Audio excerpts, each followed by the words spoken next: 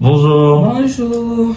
Donc vraiment, on commence par se présenter. Mais Moi, je suis un c'est Congolais. normal. Moi, je m'appelle Andy Ndombe, je suis de nationalité congolaise. Et moi, je m'appelle Johanna. Je suis de nationalité gabonaise. Donc deuxièmement, comment vous êtes rencontrés? Comment on s'est rencontrés? C'était en 2019. Hein. Moi, je venais d'arriver au Maroc. On m'a reçu par les présidents des étudiants gabonais ici. Et puis bon, on est allé faire les courses. Il m'a dit qu'il y avait une fête. Il y avait une fête au niveau d'Atlas. Je ne savais pas que c'était son anniversaire. Bah, je suis parti vu que moi j'étais nouveau et tout. Je suis arrivé à la fête. Il y avait le Wi-Fi. Donc moi je me suis connecté au Wi-Fi. Elle était juste devant la porte. Donc elle m'a vu. Moi je l'ai vu. Je me suis dit ah ouais, cette fille elle est pas mal et tout et tout. Et moi aussi, dans mon cœur, je me suis dit, ce gars-là, je dois sortir avec lui. Et puis, bah, c'était même pas le jour-là vraiment on s'est juste rencontrés vite fait. Et puis un jour, moi j'étais en appel avec une de ses amies, elle s'appelle Rêve et tout. On étudiait dans la même école, elle étudiait pas avec moi. Et puis pendant l'appel, elle est venue dans l'appel, oh non salut. Je me suis dit, ah j'ai dit Rêve c'est qui ta pote là et tout, je l'ai déjà vu quelque part. Elle m'a dit, ah ouais c'est Johanna et tout ça. J'ai dit, tu peux m'envoyer son numéro? Elle m'a dit, ouais ça dérange pas. Elle m'a envoyé son numéro, on a commencé à parler et tout, bah. C'est ça, hein, c'est comme ça, on s'est rencontrés. T'as un truc à ajouter? C'est un peu ça. Après, Ouais. on est parti à Borges. On essaie un peu de sympathiser le premier jour. Bon, c'était pas vraiment ça. C'est vrai que le premier jour, je voulais. Non, la première fois que je l'ai rencontré, elle était maquillée. Et moi, dans ma vision de choses, je voulais vraiment avoir une femme qui est déjà belle naturellement. Tu vois, un peu. Donc, la première fois quand j'ai rencontré, elle était maquillée, c'était pas vraiment beaucoup ma cam. Donc, c'était la deuxième fois quand je suis allé chez elle, juste à l'improviste. Je l'ai appelée, elle est de sonner, elle était belle naturelle. J'ai dit non, ça, c'est mango. Et c'est après qu'on a commencé à se rencontrer, à se connaître. Jusqu'à maintenant. Voilà. Donc, troisième question. Quels ont été les avis des gens par rapport à votre relation? Bah, comme toujours, hein, personne n'y croyait. Hein. Donc, personne n'y croyait. Beaucoup, même ses potes, elles disaient que non, on allait pas faire l'enfant, on allait se séparer après une année. Parlons même de la famille. Hein. Moi-même, ma famille ne croyait pas. C'est après, je pense, après 3 ans de relation. Hein, quand je l'ai dit... Quand j'ai dit à ma mère pour la première fois, ma mère même, je me souviens bien, elle s'est fâchée. Elle a dit non, Andy, tu es allé pour étudier et tout et tout. Et puis bah c'est après maintenant, lorsqu'elle a vu réellement que j'étais sérieux, lorsqu'elle a vu réellement aussi que ce que je suis en train de dire c'était pas de la blague. C'est après on a commencé. Aujourd'hui bah bon, tous ceux qui croyaient pas aujourd'hui viennent dire que non, comment vous faites? Ça fait 5 ans aujourd'hui qu'on est en couple et plus une année qu'on est fiancés. Donc, voilà, quoi, je sais pas si t'as... Moi, je peux comprendre aussi les avis des gens. C'est normal parce qu'on venait d'arriver. Et on connaît tous, on peut dire que la réputation des étudiants ici, qu'il y a certains qui viennent et tout, d'autres qui tombent enceintes, d'autres qui se mettent dans des foyers, tu vois, et ils finissent par ne pas terminer les études et tout. C'est pour ça que les parents et puis nos entourages étaient un peu sceptiques par rapport à ça. Mais déjà, d'abord, de notre avis, nous on était bon. Nous-mêmes on croyait d'abord en nous-mêmes. Parce que si on ne croyait pas en nous, je ne crois pas que cette relation pourrait aboutir. Une petite anecdote. Au début, même toi tu croyais pas. Mais c'est normal, je suis une femme. Quand on s'est rencontrés, elle a dit toujours que... plusieurs questions. Est-ce que c'est le bon? Est-ce que c'est pas le bon? C'est ça. Tu veux pas Elle croyait, toi tu croyais que c'était juste pour un top. Moi je suis un Congolais. Je suis resté. C'est normal. Oh, ça, c'est un peu ça des avis des gens. Non. Qu'est-ce qui fait que vous êtes restés ensemble jusqu'à présent? Après, moi, c'est Dieu. Hein. C'est Dieu, c'est la base, c'est le socle de notre couple. Depuis le début de notre relation, moi, déjà, les bases que j'ai mis dans le couple, c'était déjà de présenter à Johanna le Seigneur. Parce que quand on s'est rencontrés, elle n'avait pas les mêmes bases que moi j'avais. Et moi, dans ma vision, j'aimerais vraiment avoir une femme qui croit en Dieu, qui prie, qui a vraiment les bases et tout de la chrétienté. Et c'est parmi les choses que j'ai fait. Je l'ai appris à prier, à lire la Bible. Aujourd'hui, c'est elle qui me soutient. Donc, je peux dire ce qui nous a permis de rester jusqu'à présent, c'est Dieu. Les autres trucs comme l'argent, l'attention, l'amour, ce sont des trucs facultatifs. Mais pour qu'un cours dure dans le temps, il n'y a pas que l'amour qui compte. Donc, premièrement, c'est Dieu. Hein. Donc, c'est Dieu.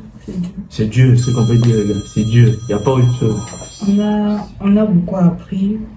Déjà, moi, j'ai beaucoup appris dans ma relation. Déjà, j'ai appris à rester avec Dieu. Bon, si vraiment on peut comparer la journée de 2019 et puis celle de maintenant, on peut dire qu'il y a beaucoup de changements. Même ma famille même peut témoigner. Même mon petit frère, quand il m'a dit, oh non, je ne pouvais pas croire que Joanna qui était toute timide. C'est vrai que j'étais toujours timide un peu, mais quand même, ça a beaucoup changé comparé à avant. Joanna qui était toute timide, qui ne parlait pas et tout, qui suivait seulement des musiques et tout.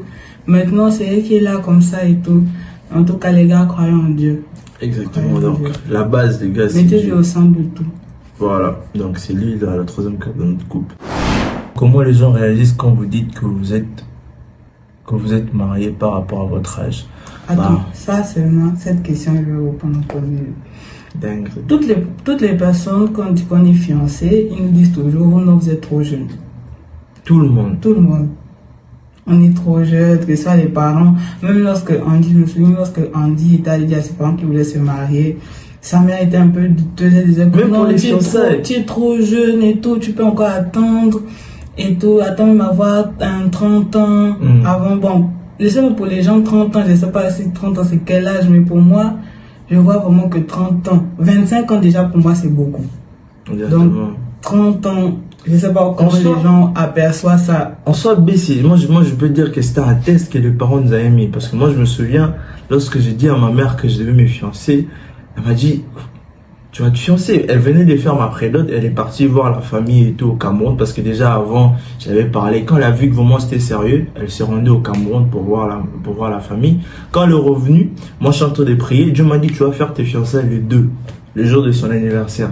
J'ai directement écrit à ma mère, j'ai dit à ma mère que non, je vais faire les fiançailles les 2. Elle m'a dit, quoi?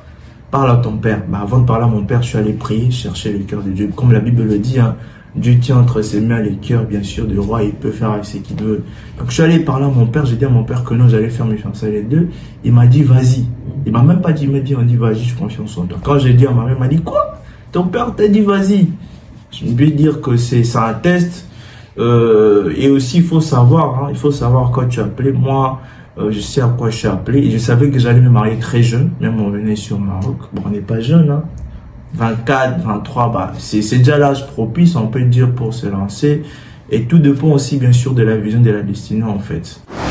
Quelles sont les difficultés que vous avez rencontrées? Ah, les difficultés. Je peux dire, c'est premièrement. Des difficultés, difficultés. Si on peut citer. Déjà. Oui, vas-y. Bah, si on peut citer, premièrement, c'était d'abord croire en nous, premièrement. Croire en nous. Parce que déjà, nous, déjà, avant, on ne croyait pas. Même moi, je ne croyais pas que j'allais aujourd'hui être en couple.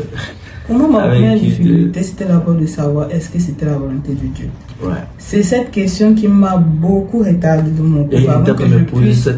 Avant que je puisse beaucoup m'investir dans cette relation, je demandais toujours est-ce que c'était la volonté de Dieu? Est-ce que Andy c'est la personne? Est-ce que je me posais des questions? Est-ce que je suis sûre à 100%? Est-ce que j'ai même prié, mais j'ai pas eu de réponse. J'ai demandé au Seigneur, est-ce que c'est lui?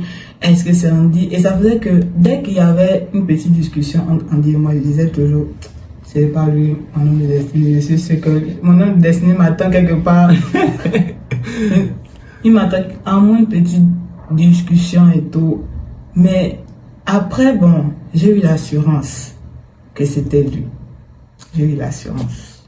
Je l'ai rassuré, hein, comme on l'a dit, c'est l'homme qui tient le couple, donc c'est l'homme qui décide. Donc avant, elle s'est posé beaucoup de questions. Surtout de ce côté, est-ce que c'est la volonté de Dieu? Ouais, elle s'est posé beaucoup de questions sur ça. On a pris le temps vraiment pour prier pour ça. Moi de mon côté, parce que moi, dans ma vision, j'ai aimé vraiment que le Saint-Esprit la parle directement à elle, qui passe par moi. Donc le Saint-Esprit l'a convaincue, comme la Bible le dit. Parce que s'il passait par toi, il n'allait pas te croire. Exactement. Parce qu'il allait dire que non, tu es seulement embobiné. Exactement. Tu es m'envolé. Le Saint-Esprit l'a convaincu. Au-delà de ça, moi aussi par mes actions, parce qu'on ne s'arrête pas qu'à Dieu. Hein. Dieu a sa part, l'homme aussi a sa part. Moi aussi j'ai fait mes parts, ça veut dire que j'étais là tout le temps. J'ai prouvé mon amour par les actes, par des cadeaux, par pas mal de trucs. Et puis, deuxième difficulté, on peut dire, c'était aussi la famille. Et surtout de mon côté. Parce donc, de mon côté, surtout ma mère. Ma mère, avant, elle était dure, mais après c'est passé. Mais d'autres difficultés, c'était plus côté... Parce que moi, ma famille, je suis le cadet de ma famille, c'est normal. Le cadet de ma famille, ma mère voulait pas me lâcher directement. Et aussi, mes frères et sœurs, ils étaient un peu sceptiques. Ils me voyaient toujours lundi l'avant, ils me voyaient marcher en caleçon à la maison. Donc, ils n'arrivaient pas à appréhender la façon que non, on y va se marier, on y va se fiancer. Donc, je peux dire c'est ça. Hein. Et aussi l'entourage. Ouais, l'entourage. Surtout ici au Maroc. Ici au Maroc, l'entourage, c'était vraiment pas mal de difficultés. Beaucoup de croyaient pour nous. Il y a même d'autres qui étaient hyper hypocrites. C'est-à-dire qu'ils étaient avec nous. Ils disent que non, ils croient en toi, mais derrière, ils parlent mal de toi. Mais après, on s'est battu et voilà, on est arrivé là. Donc là, actuellement, on est en préparation de notre mariage cette année. Le déclic. On peut pas dire déclic, hein, mais c'est lorsqu'on a passé, lorsqu'on est resté, je crois, c'est la 3e année. Hein. Moi, je peux dire que c'est aussi, on peut dire quoi, toutes les épreuves qu'on a passées. Ouais. C'est ça qui nous a beaucoup fortifiés. Ouais. Moi, je peux dire ça. On est vraiment passé par vraiment beaucoup de choses qu'on a traversées, nous deux, surtout question santé, côté santé vraiment, de mon côté santé, après le Covid, je suis tombée malade et tout, quand on a passé toutes ces nuits à l'hôpital, quand je voyais Andy, il y avait beaucoup de choses. Et je me disais vraiment dans mon cœur que si c'est pas vraiment quelqu'un qui t'aime, qui peut faire ça pour toi, je ne crois pas que une autre personne pourrait faire ça. Andy restait avec moi à l'hôpital. Andy pleurait avec moi à l'hôpital lorsqu'on me piquait, lorsqu'on m'opérait. Andy était là pour moi après. Mais il a toujours été là en tout cas. Il a toujours été présent. Même lorsque je n'avais pas confiance en moi. Il a toujours été là pour me rassurer. Vraiment, c'est toutes ces épreuves qu'on a passées ensemble qui nous a fortifiés. Qui m'a vraiment donné l'envie de finir ma vie avec Andy. Et si la maladie me prend un jour, je dirais toujours que je finis ma vie avec toi. Alors le bébé. Donc moi, mon côté, le déclic, c'est lorsque j'étais tout le temps avec elle, comme elle a dit, les événements, on a passé pas mal de choses que beaucoup de gens, quand ils nous voient, ils croient qu'on n'a pas de problème. Ils disent qu'on est tout le temps heureux et tout, qu'on soit... On a des problèmes, on a des soucis et tout, et des événements difficiles aussi qui sont arrivés. Et puis c'est lorsqu'on est passé par là, je me suis dit non, elle c'est réellement la femme qu'il me faut pour ma vie. Il faut savoir qu'il y aura des choses qu'on pourra passer nous tous ensemble, mais il y a d'autres événements que vous allez forcément passer dans le secret. Mais ce qui est dans le secret, c'est ce qui est le plus important. Exactement. Donc c'était la dernière question. Donc en soi c'est un peu ça sur l'interview de Andy et Johanna. Donc on s'est dit à bientôt et puis merci. Au revoir.